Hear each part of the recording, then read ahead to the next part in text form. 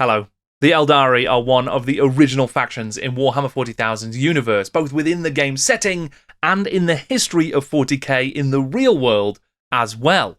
But before they were the Eldari, they were known as the Eldar, and before that, they were spacefaring pirates known as Space Elves, a faction that were borrowed from Citadel's other game, the very successful Warhammer Fantasy. So how did they come to be the faction that we would recognise, that would have units that have lasted for decades without change? From their roots in the fantasy fiction of J.R.R. Tolkien, their early adventures as spacefaring pirates, and through their reinvention, and some would say perfection, at the hands of designer Jes Goodwin, the Eldar have rightfully earned their place as the elder statesmen of the 41st millennium. I'm Jordan, this is Jordan Sorcery, and today we are building Warhammer Armies, the Eldar.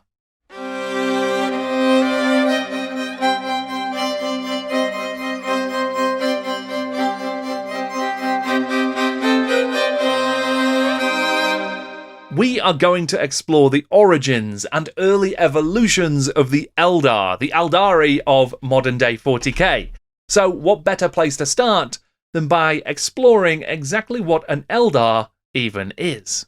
The galaxy-spanning Aeldari, known to some simply as Eldar, are ancient and enigmatic. In ages past, their empire dominated the galaxy, but their arrogance and decadence brought about an unthinkable horror and irrevocable catastrophe. The Eldar homeworlds were destroyed, the Eye of Terror created, and most of their people wiped out. The souls of their dead were swallowed by a newborn chaos god, Slaanesh, their great enemy. Relatively few Eldar still live, surviving on enormous planet-sized ships known as Craftworlds. Their armies and fleets are not numerous, but they make up for this lack of quantity with quality, possessed of consummate skill, wielding advanced war gear, and methodically planning well-choreographed assaults against their innumerable enemies across the galaxy. Building Warhammer Armies is my series where I look at the influential beginnings of the most important factions in Warhammer 40,000, Warhammer Fantasy, and Age of Sigmar. I have already looked in previous episodes at the insidious origins of the Genestealer cults, the secretive history of the Imperial agents, and the revolutionary real-world influences behind the empire of Warhammer Fantasy. If you want to watch any of those episodes, you can check out the playlist Building Warhammer Armies on my channel, and if you subscribe to Jordan Sorcery, you'll be sure never to miss a future episode. And before we get started, I will just add, if you are planning to pick up any of the amazing new Eldari miniatures, you can use my affiliate link for Element Games in the description below and in the pinned comment to make sure that you get the cheapest prices available and help support the channel. Now, the Eldar are an enormous topic. They have been present in Warhammer 40,000 since the very beginning. So I have no doubt left a lot of threads unexplored in this video, but I have covered a lot of ground as well. And where better to start than with the prehistory of Warhammer 40,000 and the beginnings of Citadel and its fantasy game, Warhammer. The history of Rogue Trader predates Rick Priestley's time working at Citadel Miniatures. It was a spaceship battle game that he tried to sell to Brian Ansell. Ansell was happy to start selling the ship miniatures that Priestley had been sculpting, but before he would let the young designer loose on a sci-fi game, he wanted a fantasy one first. That game, designed by Rick Priestley, Richard Halliwell and Brian Ansell together, was of course Warhammer Fantasy Battle, a project that Ansell was keen to create so that Dungeons & Dragons players could use their fantasy miniatures for something other than role-playing. After a second edition of Fantasy was completed in 1984, Priestley was given the go-ahead to make his space game, but resources would be limited because Ansell still didn't believe there was a market for science fiction like there was for fantasy. Whether those misgivings influenced a change of approach for Priestley or not isn't clear, but we do know that he abandoned his original spaceship combat game in favour of a skirmish war game closer to Warhammer Fantasy. The universe of this new game would be based on his own games at home, and the aliens that populated this sci-fi universe were built around the archetypes of his fantasy one. For that reason, we would see orcs in space, dwarves, knights, wizards, and of course elves as well. Even before Rogue Trader was published, there was a long period of building excitement and anticipation. Citadel were aware of this and took advantage of the fact, bundling together a number of their earlier science fiction models as the pre-Warhammer 40,000 Rogue Trader line. That would include an ancestor of the Eldar. It wasn't an actual Eldar, but it was definitely an elf. In fact, it was a dark elf, a space trooper.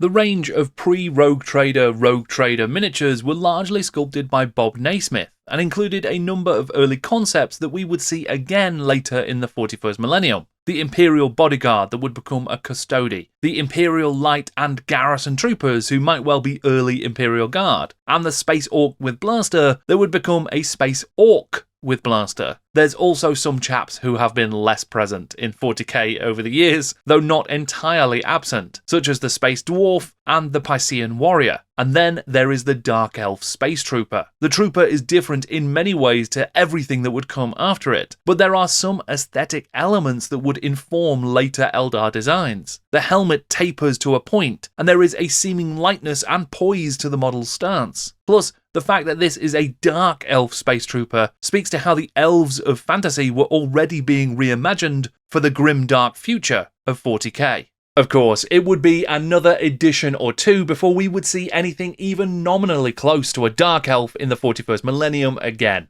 And Bob Naismith wouldn't get the opportunity to explore any other science fiction elves either.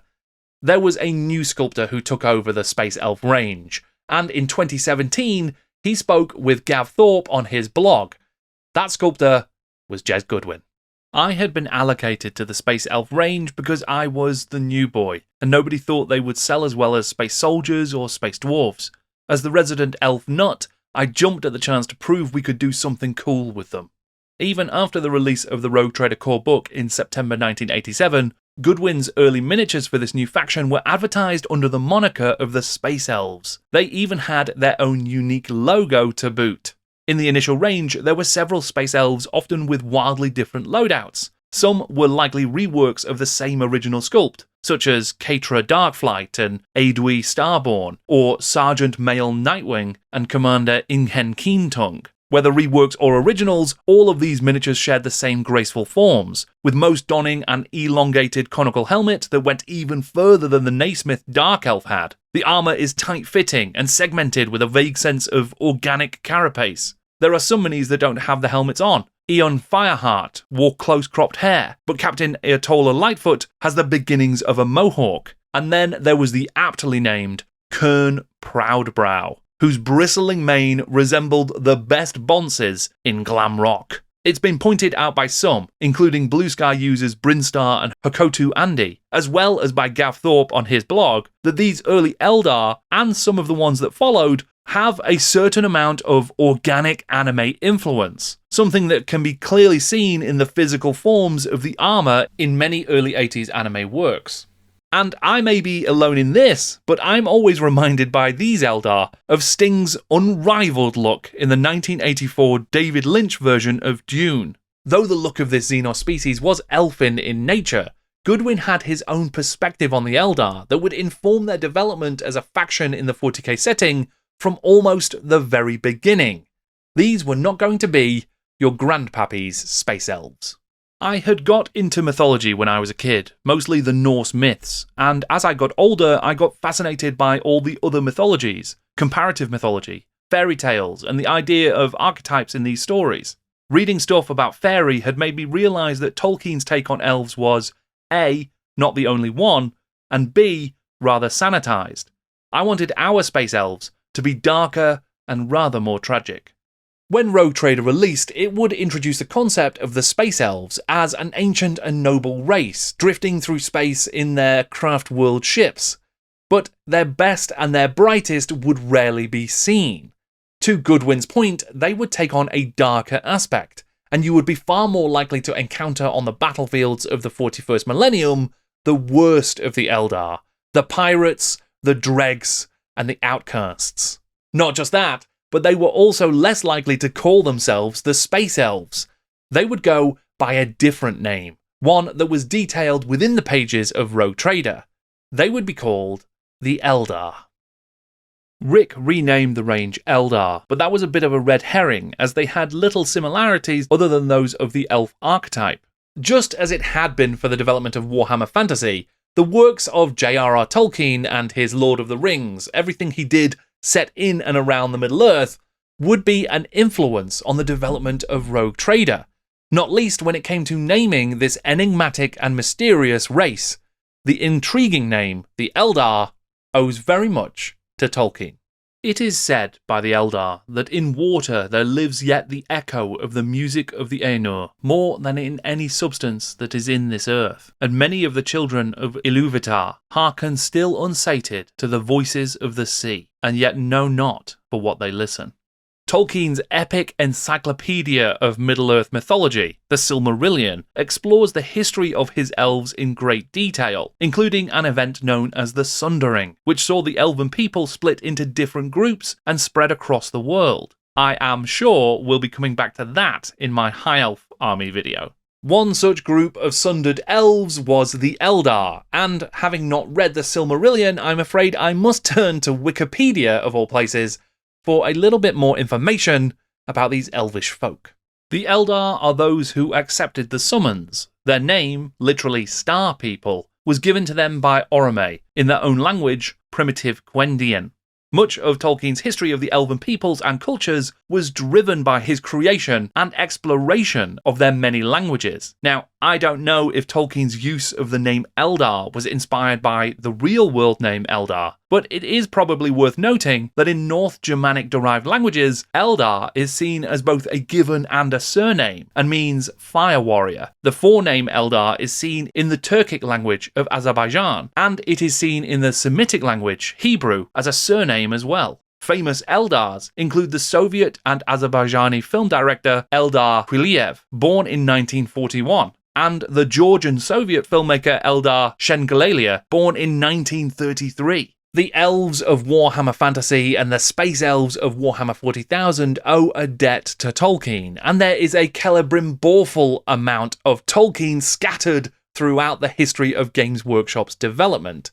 But designer Jez Goodwin and Rick Priestley were keen to move the Space Elves, the Eldar, away from being just a direct analogue for the High Elves of Warhammer Fantasy. They would introduce things to make them darker and different. Of all the galaxy's ancient races, the Eldar most closely resemble mankind. Averaging just over 2 meters, they are a little taller than humans, more slightly built and more delicately featured. In human terms, most Eldar are radiantly beautiful. Skin colour is pale, in some cases almost white. Their ears are delicately pointed, but otherwise, there is little physical difference between Eldar and humans. The description of the Eldar shares many characteristics with Tolkien's and later Priestley's own elves, but in the art we can already see a brutality that might not have been expected. Of course, all of 40k is mercilessly brutal and bloodthirsty, and in order for these fey aliens to fit in, they would need to be appropriately dangerous. A great many artists contributed to the pages of Rogue Trader, including but not limited to Dave Andrews, Tony Ackland, Pete Nifton, Angus Fieldhouse, and Tony Huff. The Eldar of these pieces come across as a particularly fearsome xenos, regularly swarming and pestering the Imperium. They even look like some sort of space mosquitoes in this image. In most of the illustrations, we can see the early design for the Eldar helmet quite clearly. These have broad, well-defined mouth grills, reminiscent of the Adeptus Custodes or Imperial bodyguards seen elsewhere in the book. Whilst the later typical Eldar helmets would take a smoother approach, there would still be some miniatures over the years that did feature the grill mouth variation, such as most generations of jet bike riders. One artist introduced a slightly different take on the look of the Eldar as well, one which is very cool in its own right. Tony Huff depicted the bridge crew of an Eldar vessel with a notably more organic, textured, even crustacean aspect. Eldar mercenaries can be hired by any human governor or rebel with sufficient money and no scruples. These inhuman warriors are renegades amongst their own kind, murderers, psychotics, criminals, and anarchists. Only desperate men would stoop to employing Eldar mercenaries. Those who do so inevitably come to regret their action. These sellswords owe nothing to anyone and are quite happy to switch sides or pursue their own objectives when the opportunity arises. The fighting forces of the Eldar were typically those of pirate raiders and mercenaries. These rogues and adventurers would freely move through, trade with, work for, and fight against the Imperium, but they would still be relatively few in number on the tabletop. Just because we were more likely to see pirate Eldar at this point doesn't mean that there were no long-standing lore elements that would become foundational to the Eldari of even 10th edition being laid during this period. The Eldar are almost unique in that they inhabit no worlds. Instead, they live in great craft worlds, huge spacecraft tens of miles across and usually circular in shape. Each craft is an independent Eldar nation, with its own culture, leaders, history, traditions, and attitudes to other races. Each is home to several thousand Eldar, often as many as 10,000 individuals. The craft worlds were already a core part of the Eldar backstory, and within them, entire societies of Eldar lived, worked, and survived. There was mention made of the warp gates that allowed the Eldar to move swiftly through the universe. It wasn't yet described as a webway, and the demonic dangers of the warp were not really present yet either, but there was already a sense of the Eldar's ability to appear when and wherever they might need to. The Shuriken catapult features heavily in Rogue Trader, though it is not an exclusively Eldar weapon. There's also mention made of Eldar mercenaries like the Void Dragons, Warp Hunters, and Eldritch Raiders. The world and armies of Rogue Trader were massively expanded in the years following its release, with many new Citadel miniatures sculpted and White Dwarf articles published. That was equally true of the Eldar, and many long-standing additions came during this period. White Dwarf 99 featured an advert for the increasing range of Eldar minis, with a new command group made available. Banners were still a regular feature of 40k at this time, and they remain cool to see. Musicians, though, perhaps not so much.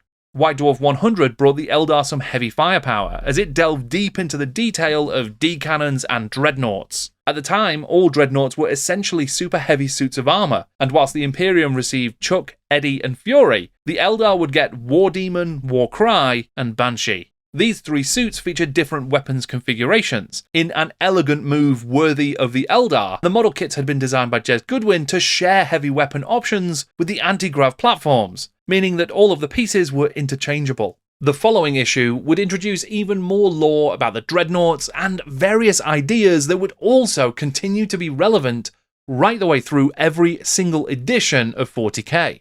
Rick Priestley and Jervis Johnson provided new rules and background for Eldar technologies such as the Infinity Circuit, Spirit Warriors, and Ghost Warriors. At this point, the Infinity Circuit was a device that allowed a single Eldar to be soul-grafted into a machine, meaning that the disembodied warrior could live on after death as a Spirit Warrior, a dreadnought without a physical pilot. Given that Imperium dreadnoughts during this time were manned battlesuits, it makes one wonder whether this very article played a role in the development of both the Space Marine dreadnought as a walking tomb and the later Eldar Wraith Lords. The inclusion of the much smaller Ghost Warriors, which were also powered by an Infinity Circuit, marks them out as clear ancestors of the Wraith Guard, and they look very sneaky and cool if you ask me. My only remaining pleasure is to bring death to the enemies of my craft world. Lord Phoenix Ironstorm, Spirit Warrior Baeltan craft world. No barrier, no enemy will thwart my purpose. This night, I bring him the dream of death. Lord Phoenix Dream Spinner, Ghost Warrior, Ayandan craft world. Notably, both of these quotes reference craft worlds that will stand the test of time, and they are also attributed to Eldar warriors known as Lord Phoenix, which makes sense given that they have essentially sacrificed their lives only to live again in these machine bodies. It's a cool title, and one that would be reworked to another end in the future. Having a soul graft is the ultimate sacrifice an Eldar can make for their clan, dooming them to an eternal life trapped in a shell of unfeeling cold steel. It takes a very strong-willed individual to survive the experience without being driven insane, and it is thus generally reserved for only the mightiest Eldar leaders and warriors. Any Eldar who has a soul graft is greatly revered, and is entitled to use the title of Lord Phoenix. First unleashed in the pages of White Dwarf 104, the long-gestating Realm of Chaos project would see the release of Slaves to Darkness in the summer of 1988, and it would have a great deal to say about the awful truths behind the fall of the Eldar. The book was concerned with the many mutated facets of the Chaos gods Khorne and Slaanesh, and whilst much of the page count dealt with Warhammer Fantasy, there was a section called Dark Millennium that provided background and rules for the use of Chaos in 40k. The Eldar don't feature all that much in terms of page count. The army lists and lore in the book are primarily focused on the Imperium's battles against Chaos, but there is a single page of text whose brevity belies its importance. It reset the foundations of the 41st millennium and gave the Eldar a new role in its damnation. That page covered the birth of a god and the fall of the Eldar.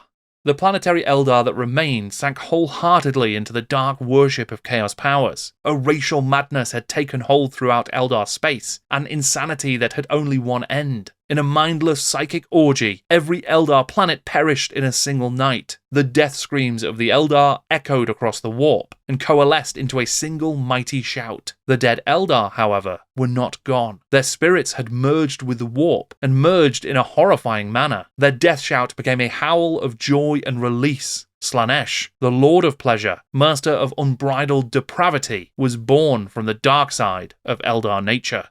Finally, there was an explanation for the mystery of what had happened to the original Eldar homeworlds, and the arrival of the great enemy of the Eldar, the Chaos God Slaanesh. Also explored briefly in the Dark Millennium section of Realm of Chaos Slaves to Darkness was the Black Library of Chaos, a hidden and greatly fortified craftworld that houses the collective knowledge of the Eldar people about the threats and deprivations of chaos. Only the solitaires of the Eldar Harlequins and the human Illuminati are said to come and go from the library freely. White Dwarf 105 and 106 would introduce an unusual troupe of characters to the Eldar fold. Unlike the pirates and mercenaries who came before them, these would be a great deal more playful, but no less deadly. These were the Harlequins. Graham Davis introduced the Harlequins, exploring their theatrical hierarchy, their deity, the Laughing God, and their myths and legends. The solitaires had been mentioned in Slave to Darkness, but the article would explain more about their lonely existence and the role as Slaanesh that they performed in the great reenactments of the Fall, a Harlequin tradition to entertain and warn other Eldar. There is also information on the mimes, warlocks, death jesters, and avatars of the troops. The craftworld of Saimhan is mentioned. More detail is shared on the fall of the Eldar through descriptions of The Dance, the play that the Harlequins perform that tells the story of their people. The confrontation between Slaanesh and the Great Harlequin seemed to go on forever. Other dancers melted from the stage as the two figures leaped, cartwheeled, and somersaulted around each other. Slowly, in the background, the mime demons and the Harlequin troopers took up the dance, reflecting the movements of the two principals in perfect union. The dance ended abruptly, with the struggle unresolved. It was indeed the dance without end. The hall was quiet. The dancers left the stage. The audience sat stunned. Issue 106 also includes an advert article, an adverticle, I guess, all about Jez Goodwin's brand new Eldar jetbike. The Eldar jetbike epitomizes the grace and elegance embodied in the Eldar civilization. Its sleek lines and well-balanced proportions elevate it from the realms of machinery to those of high art. Like the Eldar themselves, its appearance is deceptive, for beneath the curved exterior lurks a gravitic propulsion unit that can outperform any comparable machine in the galaxy.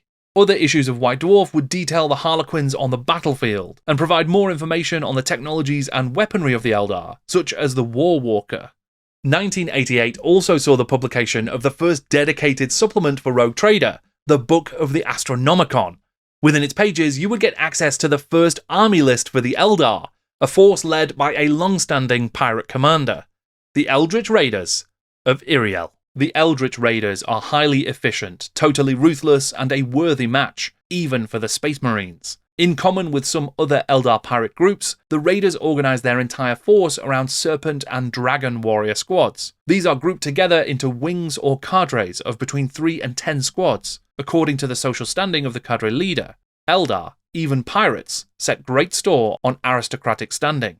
This was very much the pinnacle of the Eldar as pirate faction, and their blue and yellow colour scheme would later be repurposed to represent the Alatok craftworld. In time, White Dwarf 138 would go into great detail about the creation of a studio army using that exact paint scheme, and painted by Mike McVeigh. Back in the Book of the Astronomicon, though, it remained Pirate O'Clock. It is with regret that we must report the increasing incursions of Eldar pirate forces throughout the North Galactic Quadrant. The escalation of Eldar activity in the area may be traced directly to the rise of the company of Eldritch Raiders, led by the self-styled Lord Prince Iriel. Iriel's conquest and absorption of 2 other groups, Xi'an's Black Raiders and the Scarlet Command, now makes him the single most powerful Eldar pirate operating in the galaxy. Also worth appreciating from this list is the fact that you could field up to 2 Zot Terror squads. Never say that the Eldar don't remember how to have fun. Direct from the mind of Jes Goodwin, in White Dwarf 119 there would be some more interesting new images of the Eldar, even if they wouldn't actually influence miniatures releases for some time.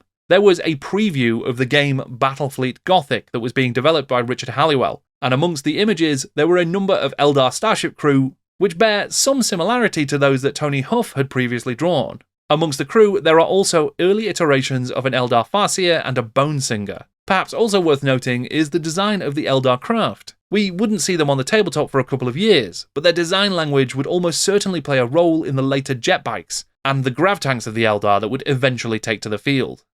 Since the release of Rogue Trader in 1987, the Eldar had continued to evolve as a faction. Their role in the creation of Slaanesh had been canonised. Jet bikes and Harlequins had been added to the range. The idea of Eldar spirits living on after death and powering great war machines had been introduced, and many terms, names, and phrases had been created to describe Eldar culture and technology. In fact, there is almost certainly an amazing deep dive worth of material to explore when considering the origins and real-world languages that were referenced in the many names of the Eldar. For instance, is the Craftworld Samhan designed to resemble Samhain? If I were a linguist like Tolkien, I'm sure I would have an enormous amount of fun with these. All of those chapter-approved additions, new rules, new ideas, new expansions, new miniatures, were combined and refined into something new and elegant, something revolutionary, something timeless, with the release of possibly the most important product in the history of the Eldar, White Dwarf issue 127.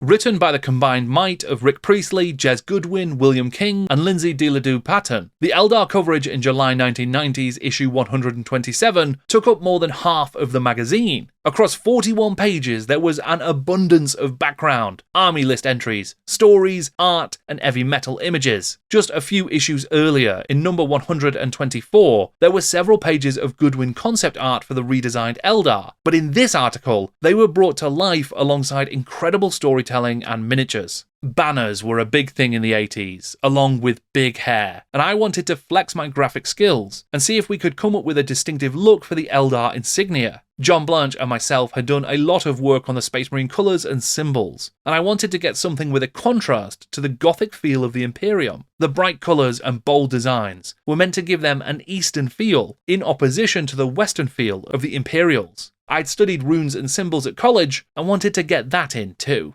Together, all of these redesigns created a brand new flavour and feel for the culture of the Eldar, one that seemed rich and complex, and that had been given a considerable amount of thought. The foundational elements of the Eldar from Rogue Trader remained, that they were an ancient spacefaring race who inhabit massive craft worlds, that their homelands had been destroyed in some calamity, and that they had access to great stores of knowledge and sophisticated technology. There would, though, be a huge shift in the nature of the Eldar that we would see in-game. The preponderance of pirates and mercenaries was replaced by the presence of Eldar warriors who were nobly fighting for their craft worlds and the survival of their species in its entirety. Although Goodwin had originally wanted the Eldar to move away from their fantasy elven roots, it seemed almost like they were actually becoming something a little bit closer to them with this reinterpretation. An ancient dying race protecting its legacy as the universe changes around it.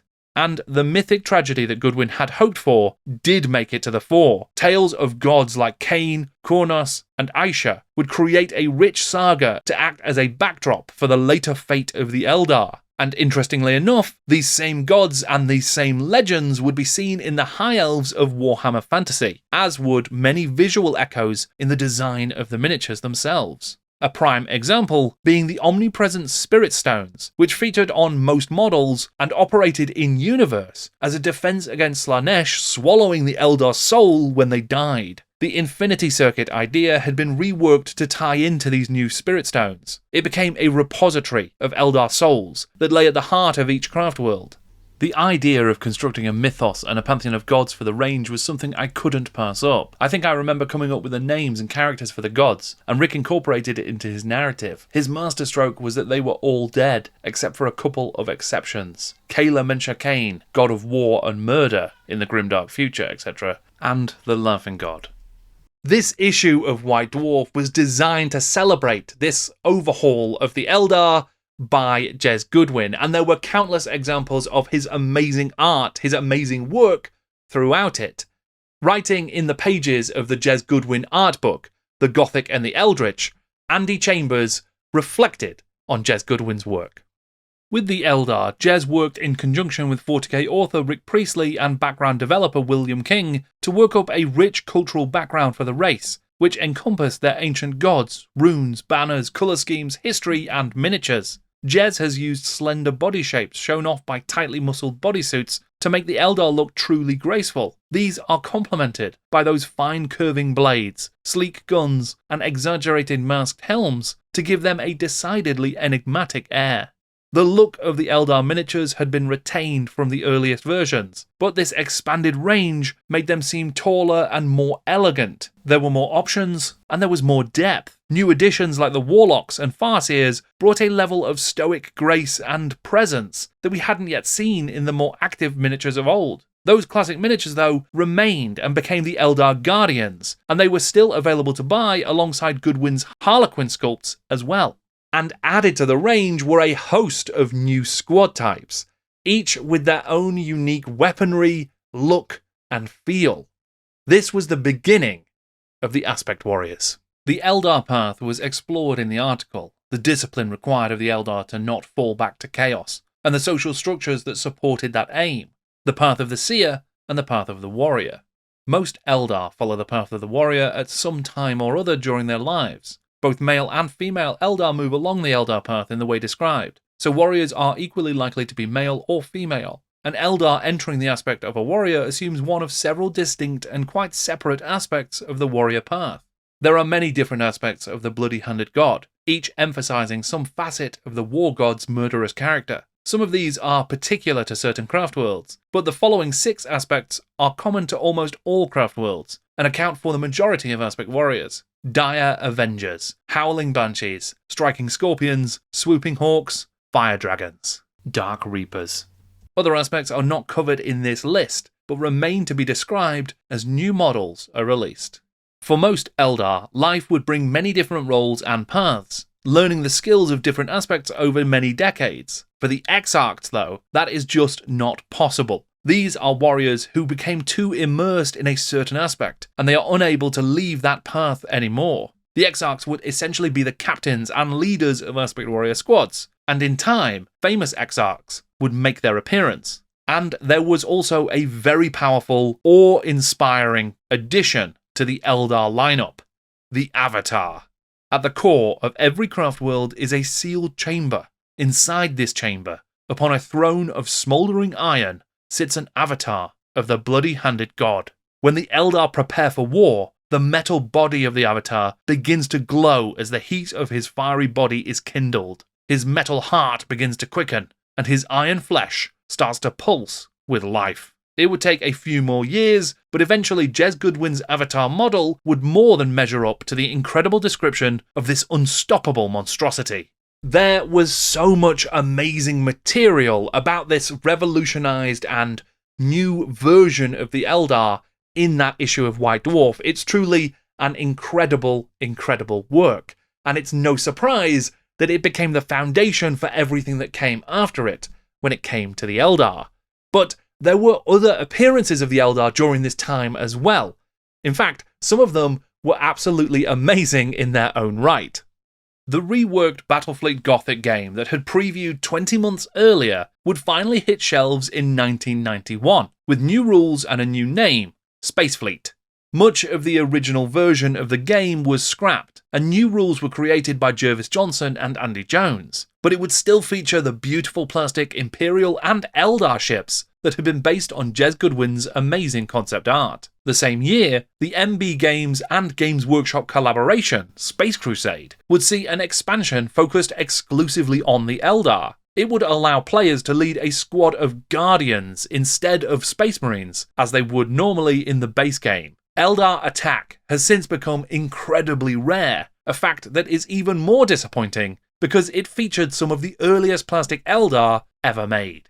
The better part of a year since the revolutionary article about the Eldar would see White Dwarf 137 release news of an updated range of Jes Goodwin Metal Guardians. And soon there would be a whole host of new Eldar available in the epic scale game Space Marine as well. The 1992 set, Renegades, Eldar and Chaos Armies for Space Marine, didn't include any of those new epic scale miniatures, but it did provide all of the rules and cards necessary to field them. And then another great tragedy from Eldar history would be explored in depth with the release of Jervis Johnson's Doom of the Eldar. The game was part of Johnson's wargames series, and it used a warp storm full of cardboard tokens to represent the defenders of the Craftworld Iyanden and the terrible swarms of Tyranids that were seeking to devour it. It could also feature the triumphant return of Prince Iriel, an absolutely brilliant game, and I just cannot recommend it enough. 1993 saw the release of the second edition box set for Warhammer 40,000. It was an inflection point for the hobby, for 40k, and the end of the Rogue Trader era. Included in the box was a booklet of army lists, often referred to as the Black Codex, that updated all of the rules for all of the available armies, one of which being the Eldar. Many would argue that the Rogue Trader era had really passed long before 2nd edition hit shelves, and they are probably right. Even just looking at the Eldar, it's clear to see that the early releases may well have helped scope out the rough shape of the faction, but it was by White Dwarf 127 that all of the many elements were put together in the right way, and the pieces finally locked into position. A huge amount of that article would find itself polished up and reprinted in the first codex for the Eldar, that was released in 1994. It was written by Rick Priestley, with design assistance from Jes Goodwin and Andy Chambers, and short stories again provided by William King. The cover for that book was by Jeff Taylor, and it was called Eldar Attack. It would become an iconic image, fully embracing Goodwin's desire for the Eldar to stand colourfully apart from the dark and dour images of Space Marines that already dominated the setting. Much could be said about the amazing book that is the Codex Eldar for the second edition of the game. In fact, my friend Stu and I have done an entire podcast episode of our GW Book Club all about it, which you can watch on Jordan Sorcery Pods if you're interested. I could spend many hours delving into all of the different facets of that book. It's just that good. But I don't have time. So unfortunately, I'm just going to dwell on a couple of key points that I think are perhaps the most interesting. The pirate heritage of the Eldar armies remained a part of its makeup, with plenty of space in the Codex given over to discussion of the non-Craftworld Eldar. Pirate raiding forces were still possible using the army list, and there was a brief mention of Eldar who had fallen to chaos. But there was also a lot of information included about a very different type of Eldar society, the Exodites.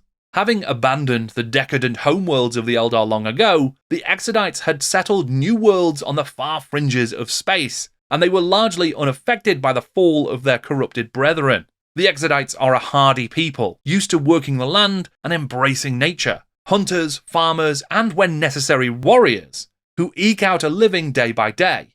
And some of them even ride giant lizards. The Codex also included a number of special characters, most of which were drawn from the ranks of the Aspect Warriors.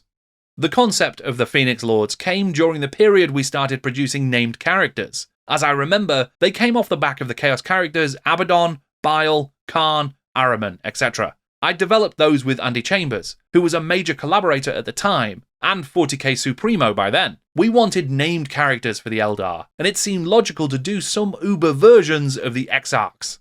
Amongst others, this was the first appearance of Fugan the Burning Lance, Karandras the Shadow Hunter, and Jain Zar the Storm of Silence. My particular favourite new special character was the Farseer Eldrad Ulthran, a cold, calculating wizard who would place the fate of the Eldar ahead of 1 billion non-Eldar lives. This amazing art of Eldrad is by John Blanche, and it's absolutely awesome. But it wasn't just Blanche and Jez Goodwin who provided incredible artworks for the Eldar Codex. There was also an extensive collection of incredible pieces by Mark Gibbons. Gibbons managed to take the already impressive imagery of Jez Goodwin and imbue it with all new movement, threat, and vibrant life.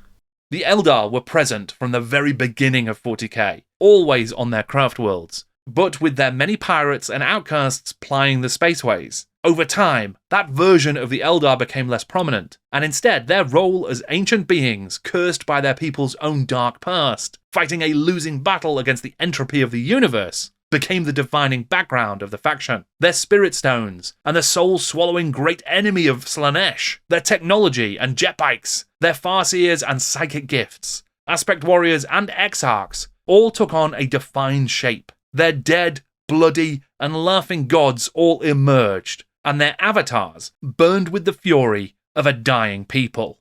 Rick Priestley and Jes Goodwin had previously collaborated closely to create a new race for Warhammer Fantasy, the Skaven. That effort yielded an army that was executed to a sublime level in the very first pass. So much so that they've only changed in the smallest possible ways since their debut. With later iterations and evolutions, we have seen plenty of new changes to the Eldar. There have been new titans, new vehicles, new miniatures, the Dark Eldar. There have been changes over the years. But to be honest, I think it's fair to say that, like the Skaven before them, this race was created with so much care and so much attention and so much creativity that they really got it right on almost the first try. Sure, there were initial attempts, and it took a little bit of refinement and revision and, yeah, a couple of changes. But by the time White Dwarf 127 came out, everything had fallen into place with precision and with elegance. There would be very few needs to update or change anything over the next 30 years. The art, the design, the miniatures, the story of the Eldar is just so compelling that, kind of like the Eldar themselves, it's almost perfect. In his 2017 interview with Gav Thorpe, Jes Goodwin shared his opinion about why designing armies in a certain way is so effective. I think what interested me was that you could give the miniatures more depth by giving them a compelling story and making them believable in cultural terms. I still think the most successful ranges are when the miniatures, art, colour schemes, playing style, and background all sing from the same hymn sheet, as it were. I hope that you've enjoyed this exploration of the earliest origins of the Eldar in 40k and how they came to be what we would recognise today. If you did, don't forget to leave a like, subscribe to the channel, and why not leave a comment down below letting me know what your favourite Eldar miniature is from the entire history of the faction. There are other episodes in this series of Building Warhammer Armies. You can take a look at the playlist right here. If you would like to support my work researching and documenting the history of Games Workshop's armies, its games, and its settings, you can do so via my Patreon. There's a link in the description below. It is enormously helpful, and you'll get access to exclusive and early content there. You can also use my affiliate link for Element Games if you're buying hobby supplies. That is really helpful for the channel as well. Thank you very much for watching. I'm Jordan, and this is Jordan Sorcery.